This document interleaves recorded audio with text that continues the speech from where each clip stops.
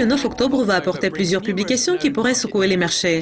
Donc, restez à l'écoute pour apprendre plus. Je m'appelle Ben Jones et vous regardez le calendrier économique. La première publication va paraître à 6 heures du matin et c'est celle de la balance commerciale de l'Allemagne pour août. L'excédent commercial a bondi jusqu'à son plus haut en juillet, comme les exportations ont connu une forte croissance et les importations ont reculé. La Banque centrale européenne va publier son bulletin mensuel bien surveillé à 8 heures. Il va comprendre les données et les réflexions concernant la dernière déclaration de la politique monétaire de la banque. Un autre événement d'une grande importance va paraître à 11 heures lorsque la Banque d'Angleterre va publier sa dernière déclaration de la politique monétaire. On prévoit que le taux d'intérêt va rester aux niveaux actuels au moins jusqu'à la fin de l'année.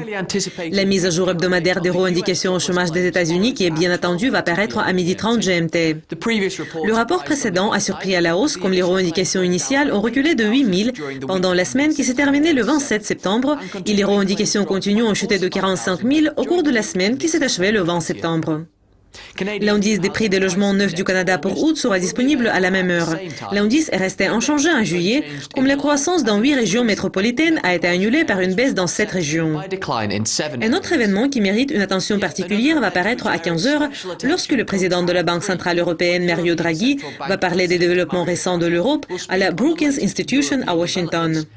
La Banque du Japon va publier son compte-rendu de la réunion de septembre à 11h50 du soir. Le compte-rendu précédent a enregistré des exportations plus faibles, mais la consommation intérieure demeure résiliente. L'indice de l'industrie tertiaire du Japon pour août va paraître à la même heure. L'indice reste inchangé depuis 2 mois. Les prêts au logement de l'Australie pour août vont suivre à minuit et demi. En juillet, les données ont déçu comme la croissance a été plus faible que prévu.